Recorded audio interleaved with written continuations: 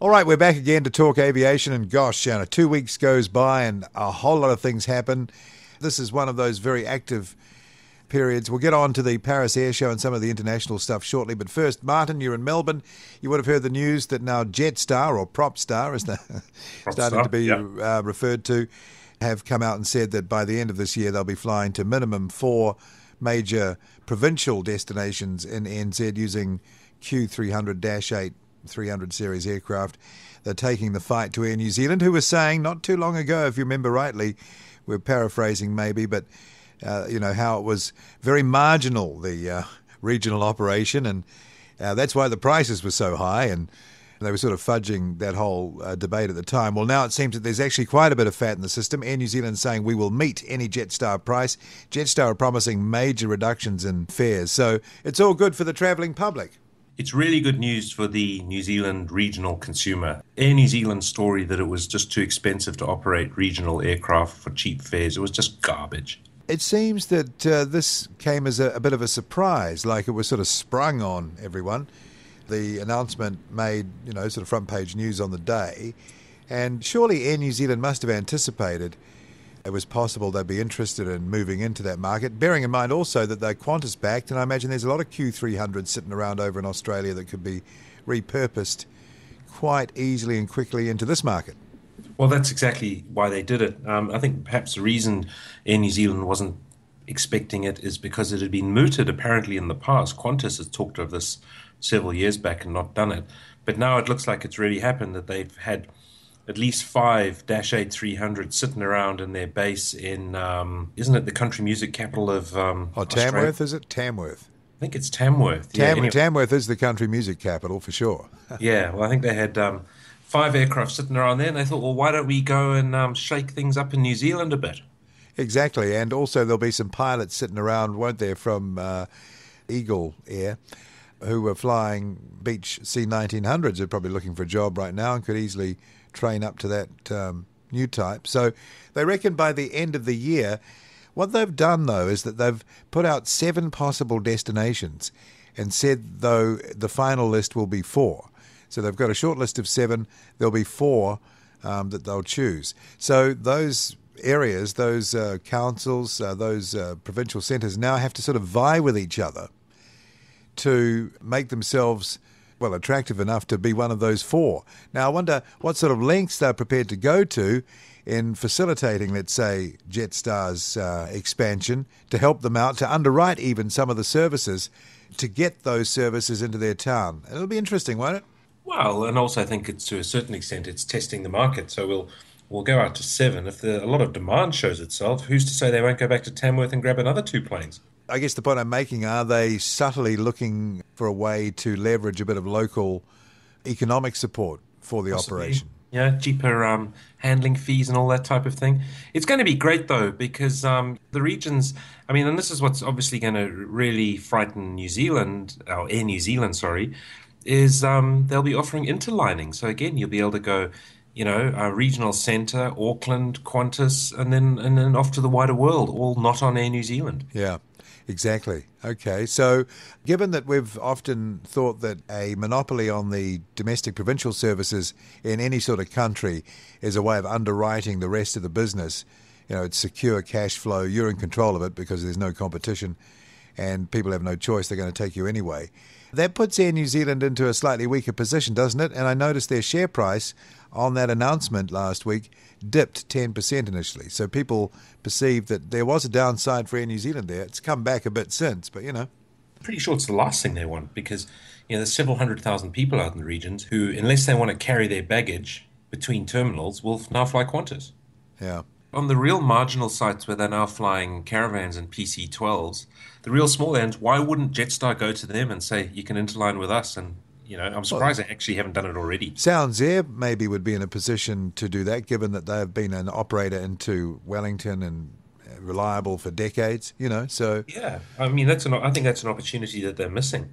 And you might say, well, it's not within the brand and they don't conform to our level of service, but I'm pretty sure that when you buy a Qantas ticket and you march across the concrete to a Sounds Air Caravan, I'm pretty sure the average punter is not expecting mainline service. No. They just don't want to carry their bags between terminals at the other end.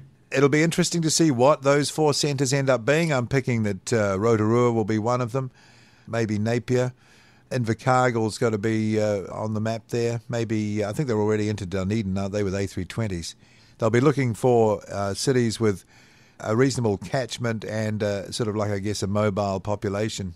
Nelson would be a good one. And of course, they've got to look to sell them the other way. So, yeah, I'm pretty sure it'll be more touristy, regardless of the volume. I think the touristy places will come first because, of course, they can then sell that into Aussie. Yeah.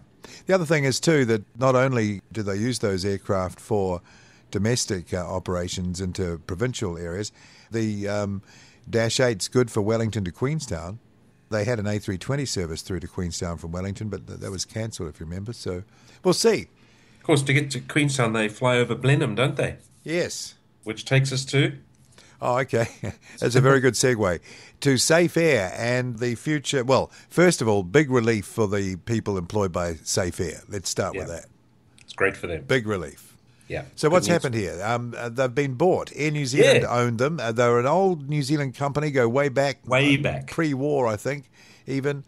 Used to operate Bristol freighters, Argosies. One of which is still parked outside. There you go. And I think they've still got an Argosy in the area around there as well.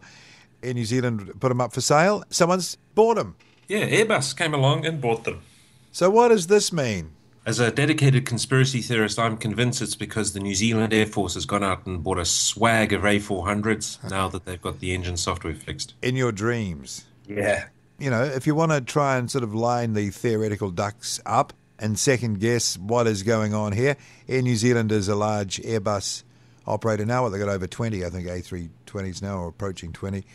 And it makes sense if you're going to be an Air Force operating an aircraft that you can outsource the maintenance of and take away that expenditure from the operation of the Air Force, then you'd want all this in place, wouldn't you? Yes, I mean, it's really good. Yes, Air New Zealand has become a big Airbus operator. Jetstar locally is an Airbus operator. Who's to say they won't be, well, I mean, pretty sure they will be, looking for fly-in business. And, of course, the A400's always lurking on the horizon. They do the V2500 engines, don't they, in Christchurch? It's very interesting, isn't it? And how long's the runway down in Blenheim? It takes a 7.5. Okay. So there'd be no problem doing those sort of, maintenance-related operations in and out of there. So I wonder if the good burgers of Blenheim will see A320s or perhaps even an A400 drifting in down their Pleasant Valley. Maybe. Or even an A330. Or even an A330, because the way these things normally work is when a large corporation opens a subsidiary or purchases a subsidiary in a neighboring country, the higher cost country, suddenly the managers declare that they don't have enough capacity to do all the work they were doing quite happily up until 3 weeks ago. And then they designate a different center of excellence for some part of the business to be in the cheaper country, and they slowly start sending work there. So, this might be very good news for the Blenheim region. Even if you have an overflow situation. You can sort of send it that way. I just feel so relieved for those employees because that must have been quite uncertain for a period of time. It's Airbus showing its commitment to what is becoming an important market. Actually, that part of the country is very aviation-centred. You've got Nelson being the centre for maintenance for, I think it's ATRs and Dash 8s. Yeah. And then just over the hill, you've got this operation. Yeah, it's a little cluster in that part of the country doing quite a bit in that sort of industry. Of course, being owned by Airbus, they'd also be probably looking for ATR work eventually. Maybe, yeah. Yeah. Okay, so good move. We think that's a good move. We think that's great. It sounds good. And just staying with Air New Zealand, I see that Mr. Luxon is back from his trip to the US. We're talking about the IATA meeting and the few comments he made there in our last program. He's since visited Silicon Valley, I was reading, and talked to all the top guys from Google and Apple and all the Microsoft, all the brands, and they've now decided to appoint a head of digital for Air New Zealand, and they're going to exploit the digital space. I'm just trying to visualize what that actually means. Is that like internet connection in the plane, or? I'm not going to say anything, Paul, because whatever I say is just going to come across as sarcastic and facetious. Oh, okay. Oh, well, good. Know your limits. All right. Quite a few airline operations we've talked about recently. I think we're discussing Philippines coming here as an extension of the service through Australia. Now we hear that there's a possibility that American Airlines could return to the New Zealand skies after about at least 20 years. talk of services through to the US, 787 it would be, wouldn't it? Yeah, and what I read about that was quite interesting, that it's American Airlines as opposed to a code share using Qantas metal. And no, it looks like American Airlines want to come here and get it for themselves. Right. And that's good because they have some very big operations in the States, and they, with the right sort of marketing, could bring a lot of tourists. You could fly Nelson to New York on an American Airlines ticket using Jetstar Regional. So 2 stops to New York. Out of your provincial town. Out of provincial New Zealand, yeah. Yeah, so they must perceive that there's a good opportunity there. Our tourism numbers are way up. I saw that announced in the last few days. Over 3 million in the last year. And the biggest growth, badum, China. Oh, funny that. I might have to dig out my old AA Advantage number. That's your American Airlines. It's my American Airlines Airpoints number. Would that still be in the system, would it? I don't know. I still have my Qantas frequent flyer number that applies to everything I do. Yeah? I'm not a very frequent international flyer with them anymore, though. They probably don't like me very much. No. One of those customers that end up, being a pain. Blacklisted. International, man. What's happening in the world, the big wide world? Well, of course, recently, and I think we might have mentioned this, but it's still pretty interesting. BA took over Aer Lingus, which is the Irish carrier, and then there's that perennial basket case TAP down in Portugal. Now, there was some talk of Iberia or British Airways making a bid for that, but it kind of petered out. Yeah. Then there was a talk of, I think, a Venezuelan billionaire buying it, and it, all got rather nasty. Is there one? A Venezuelan billionaire? Yeah. Yeah, there are actually. Oh, yeah, good. it's probably the guy in charge of smuggling cigarettes and washing machines over the border. Once the president started setting all the prices. But anyway, There you go. that guy Needleman, who started JetBlue and now runs Azul in Brazil, he has now taken over, together with some Portuguese finance houses, he's taken over TAP, and he's got big things in line for it. And one of the big things he's got is an all-neo fleet, which he'll share seasonally based upon where the planes are needed with Azul. Right. And he wants to be running A321 LRs to destinations in North and South America. That's to the west, and then deeper into Europe for the... Is this using the LR version? The LR, the new one, yeah. Yeah. So you can get to northern Brazil and Miami and all those places.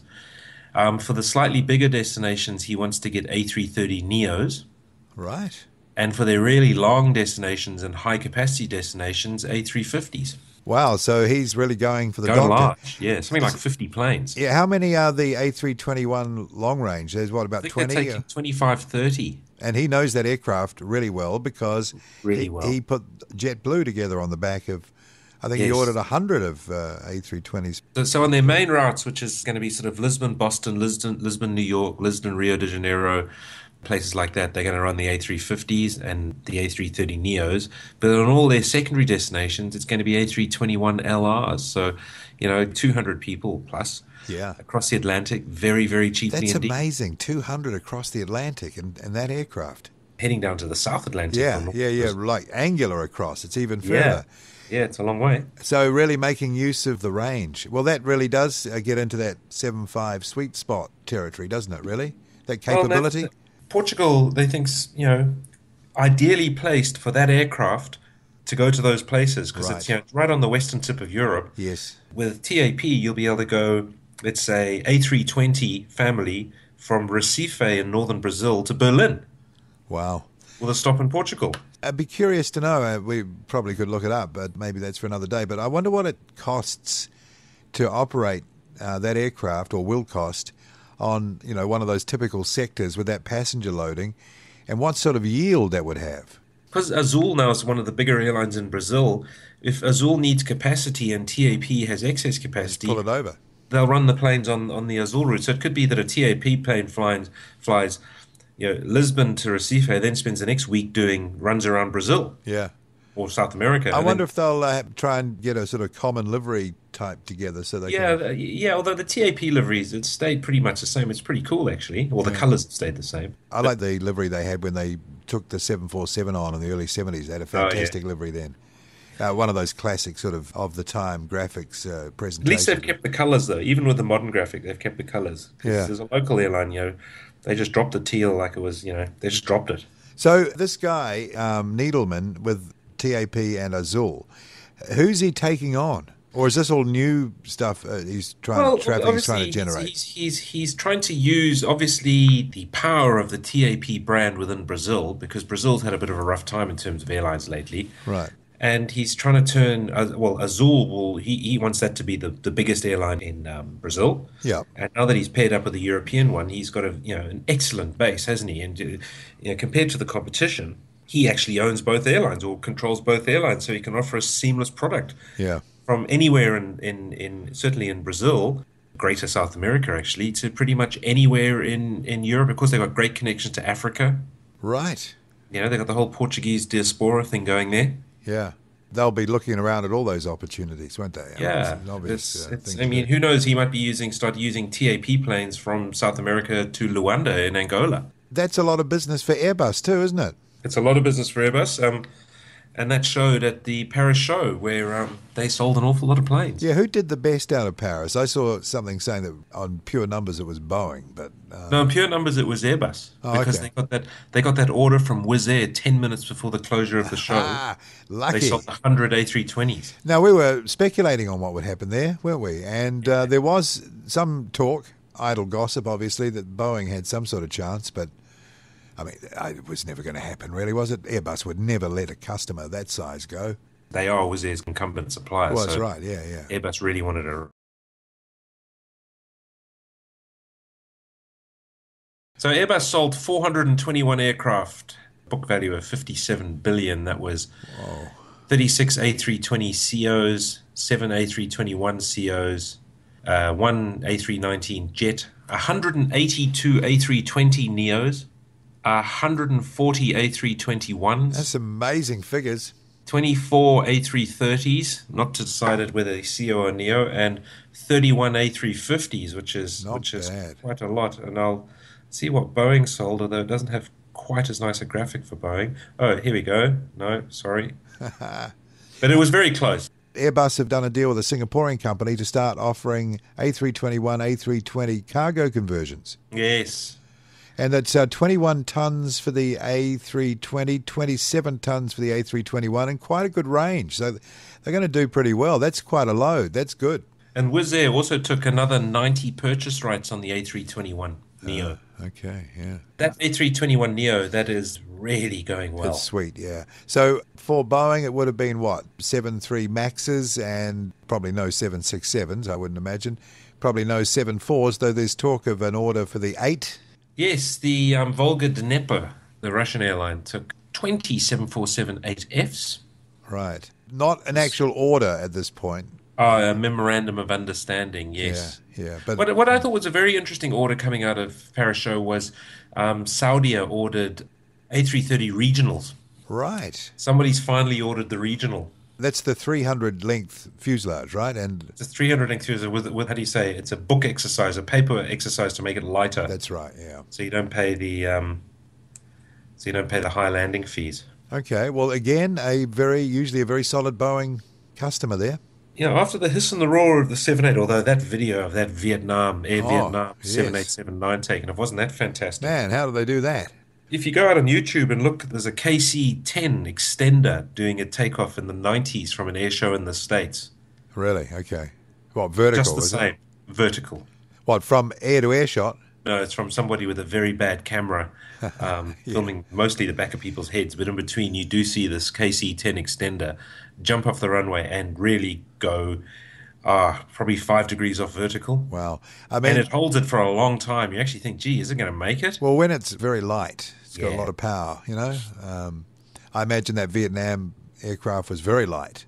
And the average, Joe Blow member of the public, not necessarily into aviation, they love to see that sort of stuff too. I've heard people talking about that. Oh, yeah, it keeps people interested, doesn't it? Yeah, it's a real hit, all right. So the Paris show, what about on the military side? I see they were proudly displaying, talking of Airbus again, the A400. The French Air Force had their one on display. It looked pretty sharp, I got to say, and it doesn't seem to have taken too much of a hit from that crash. Well, the French never stopped flying theirs.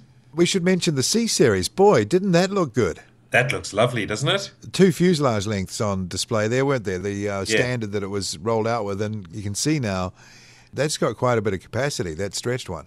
And there's another stretch coming, Yes. 160-seater. So it's 3-2 in the cabin. 3-2, yes, Yeah. and coming out ahead of schedule in terms of economics and fuel burn and everything. That's Like, right. Yeah, they really surprised some people, didn't they? They're announcing significant, what was it, up to 7% better, I think. Interesting news from Boeing is they announced that they're thinking, this is sort of market disruption, they're thinking of perhaps considering to build a middle-of-the-market aircraft. Right. So they announced this at the Paris Airshow. So it's a sort of 220-seat jet, so it would take up to probably 240 to 250 in high density. Sounds like the 767-200 to me. Well, it's exactly, and it'll have a range of about 5,000 miles, and be a bit more economical. Basically, what they're saying is this 321 LR Yeah. really put the wind up. It's eating their lunch. It's eaten their lunch. If you look at the ordering statistics, people that would have traditionally ordered A320s are saying, you know what, we might as well just get the 321. Yeah. And maybe even a few LRs, because it doesn't cost us so much more to fly it around. And when we do need to go somewhere, we can really go there. Yeah. So Boeing has put forward this middle-of-the-market plane. Of course, Airbus saying, no, we don't need that because you just built it, it's called the Neo or the LR. Yeah. And it's going to be very interesting because Boeing, they reckon in order to be successful, they're going to have it flying by 2022. That's fast track. It's never happened. Well, it's that whole phase of product. The lead-in time. If you're out of phase first time round, you probably have to wait a decade to get back in. It's Well, it's interesting that Boeing have become the chasers. Yeah. Oh, well, but still they're selling that 737. Who would have thought in 1967 or 68 when the first one flew that, it was going to be still in production, nearly 50 amazing, years later. I mean, imagine a car in production that long. The fuselage is still the same as it used to be, the same construction method, I believe. Yes, 707, isn't it? Yeah, basically back to that. It's incredible. And I must admit, I went in a new Virgin Airlines 737-800, came down from Sydney to Melbourne the other day. It's very nice. Yeah. Oh, they're great aircraft, no doubt. But they are forced to go to a new model if they want to move beyond that. The platform is done, Yeah, trying to make a silk purse out of a sow's ear. There you go. There you go. Unless there's some huge breakthrough in engine technology where that fan diameter is not so important or something like that, then it's on the back foot, isn't it, all the way? Yeah, I think the fact that they can't put that Pratt & Whitney engine on there might actually force their hand. Yeah, seal it, yeah. Yeah. And another Airbus piece of news in the last week or so, I think it came out of Paris, was this intention to put a network of satellites in place. They were talking dozens of satellites. I think 400. Yeah, okay, well, hundreds then. And there was really to create a global network of internet connectivity, not only for, third world countries and people who can't afford it, but I guess for all sort of transportation globally and everything as well. I'm just wondering, is that core business for that company? I think they want to make it core business because they said the only way to make money out of this is to launch these 150-kilogram satellites for next to nothing. It'll be a very high-value project, billions, but if you put the cost of a traditional launch against billions, you'd normally only get about 75 launches out of the cost they're going to launch 400 for. Right. But this ties in with another thing that the European space people unveiled, I think about 2-3 months ago. So Elon Musk is doing the rocket that lands itself, right? Yep. Which is just the most fantastic thing. Yes, we've shown clips of it on our program, yeah. But Airbus have come back with an alternative solution, which is a lot cheaper and a lot simpler, whereas they just equip the actual jet engine and the expensive high-pressure fuel tanks with snap-out wings and undercarriage. And so once the engine burns out, the rocket assembly, just the lower bit, the rocket flies down assembly, again. It'll separate, fall, the little glider wings will pop out, and this thing will land, and they can just put it into the next fuel tank. Because Airbus is saying, well, we don't really care about the fuel tank, because after the stresses of landing and everything, it'll probably need such an inspection and possible rebuild that we'll just let that go, and we'll build them even cheaper. But we'll get the guts of it, the titanium engine parts, and we'll get that back, and we'll build those engines so that we can run them multiple times. Right. I was thinking if you had a network of satellites, that many, you could almost provide the coverage needed for automated flying machines. Yeah. What I'm saying is it'll be systems monitoring, mate. And I don't know if there'll be pilots anymore. If he's not doing it properly, someone will take over. Exactly, via one of the 400 satellites with connected to every single plane in the air, potentially. But interesting development from Airbus. They can see that someone like Elon Musk is really onto something, can't they? You've got to be part of it. You've got to be part of it, yeah, exactly. And with sales of $53 billion announced to one air show, you've got a lot of cash. Yes, loads of cash. I think Airbus I think they're both doing very well, thank you. You can just do stuff, Anyway. Yeah, you've got to feel sorry for Bombardier because that C-Series looks absolutely fantastic and for some reason people aren't buying it. Well, if the figures are good, that'll change. Because, to come so far ahead of your... and it's come ahead of the... Oh, this is interesting. It's come in ahead of the projections, despite the fact they're using a heavier standard passenger. So normally they use a standard passenger, including baggage of around 75 kilograms when they do their calculations. Uh-huh. And Lufthansa insisted that they use a standard passenger plus baggage of, I think, 104. Right.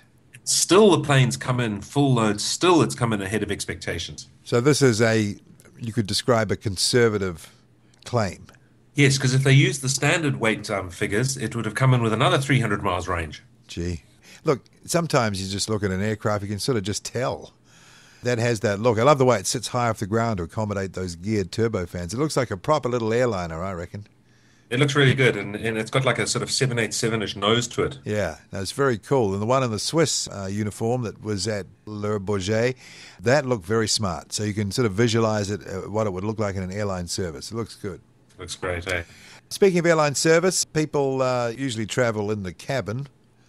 There's been another one of those unfortunate incidents of stowaways, I see. Oh, yes. Plane coming back from Johannesburg. What was it, BA flight, was it? It's the BA flight, yeah. Obviously, on the approach into London, they opened the wheels and one of the stowaways fell out, probably long dead. Yeah, it landed on the roof of a place. He went halfway through the roof of a place, yeah. They reckon just his legs were sticking out. Huh. The other one made it, though. The other one's in a critical condition in a local hospital. What aircraft was it? Do we know? It must have been a 777. I don't think it would have been an A380. I remember having a look actually on the prototype 747 up in the body gear there, just as a matter of interest. Pretty sure it's the body gear. And there's a little space where there's a couple of hydraulic container-looking things where you could fit in. But boy, it'd be enclosed, though. My golly. Towards the end of the flight, it was minus 60. Oh, crikey. How do people survive that? You said that one person survived. I've heard of other people surviving those sorts of long, cold soaks. I mean, how do you survive that? Well, there's very little known about the victim himself. He was discovered early this morning. I guess if they go into a coma. Yeah, like some sort of hibernation. Yeah, it looks like it was 747. That's what they're saying. Ah, yeah. Okay. It was probably the body gear then. That's the one you can jump in quite easily. Kabang crash. What was that on the roof, Yeah, nasty. But still people try it. People try. They're obviously keen to get away. Yeah. All right, Martin. Well, it's about time up. I think next program we will start to look back on maybe an aircraft of the day feature again. A few people have been asking about that. So, yeah, we've got to get back to that. But literally, there's just so much around. And I got to say that the day jobs lately for us have been pretty demanding. So you can only do what you can do. Anyway, in the meantime, it's Paul Brennan in Wellington and Martin Noakes in Melbourne. We'll see you. See ya.